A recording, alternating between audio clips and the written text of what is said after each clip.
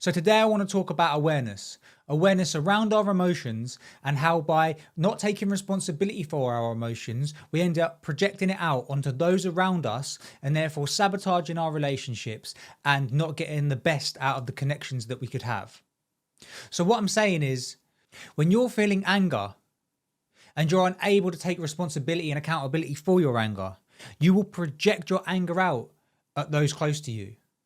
In the relationships around you, they will get the snottiness, they will get the narkiness. And the thing is once we start taking responsibility, we'll find that beneath anger, there's always another emotion. So you'll find that someone that's angry is carrying a lot of pain. They've been deeply hurt. They're feeling guilt, shame, fear. They've been rejected. There's so many different aspects of where someone has experienced something and not processed it properly.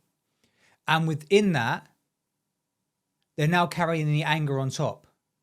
Anger is so surface level. So by not taking responsibility, we end up projecting that out at those around us. And how sad is that our kids, our partner, and how we actually create so much self-hate out of the anger that we feel. You know, we self-punish, we self-sabotage. There's so much that happens due to the anger and then the unprocessed emotion that actually lies below it. So by becoming aware of our emotions, it gives us a starting point to be able to stop mindlessly, unconsciously hurting those around us and making them feel the wrath or the pain of what we are not prepared to face or what we are avoiding. And for as long as we point the finger and blame others, we can never actually figure out how we're playing a part in what is happening. Because this is a really interesting one and really hard for people to accept. If you've been cheated on, you are part of the problem you was cheated on. Yes, the person that cheated on you, they do have a part in this. But when someone is cheated on, what do? They point the finger. They're this, they're that. I can't believe they cheated on me. I can't believe they've treated me this way.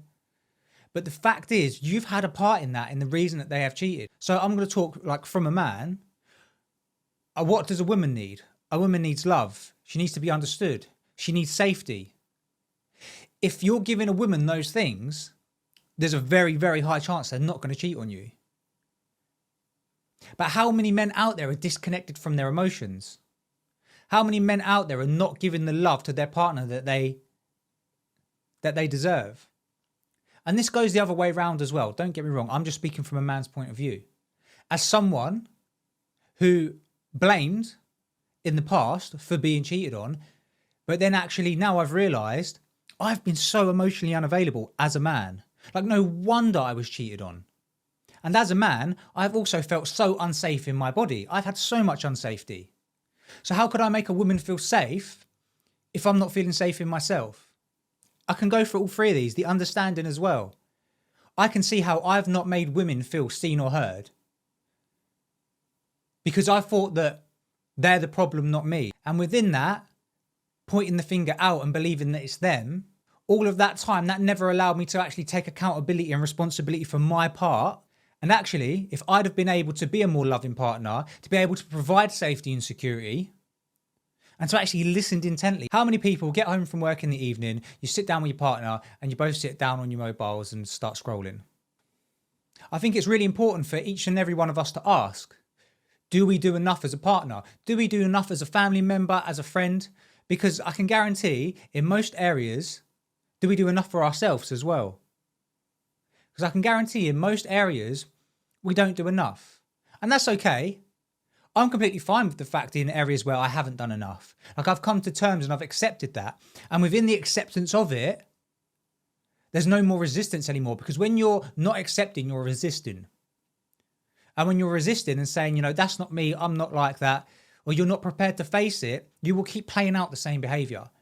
But within the acceptance, then you can begin to change it. So I know over the last few months where I've gained such a deeper, profound sense of inner awareness and taken so much more accountability and responsibility for my own emotions and who I am being in this world and to those around me. Within that, I've had people say to me of how much of a big change they've seen, especially my partner. Like, she's got a totally different version of me now in just a few months. So it's amazing what can happen in such a short time when we really do stop pointing the finger and actually start looking at ourselves. You see, most of us of putting on a mask, trying to be the most perfect person we can to those around us.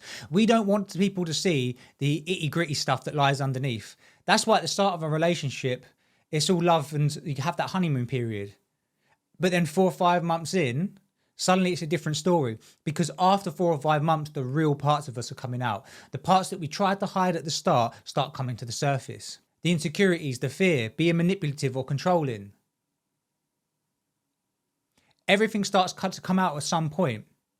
Our true self will always be revealed at some point.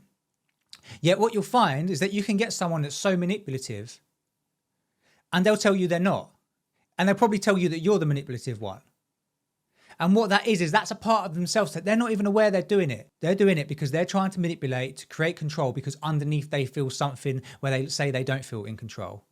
So they're having to manipulate to make them feel safe, because underneath they actually feel so unsafe. But what they do is they project that out to you, but disown it in themselves because they don't want to see themselves in that light, because they've disowned that part of themselves. So I wanted to make this video today as this is the key thing. If you want to change the relationships around you and the relationship with yourself and to start to create a better life, the first thing you need to do is just to become aware.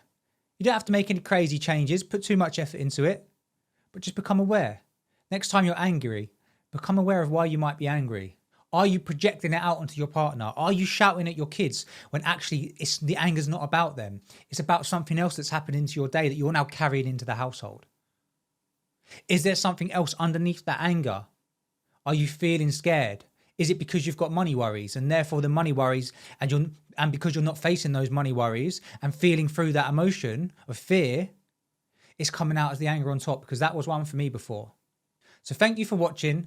I'm going to be creating so many more videos on this subject and to help navigate people through coming home to themselves, because so many of us are so lost.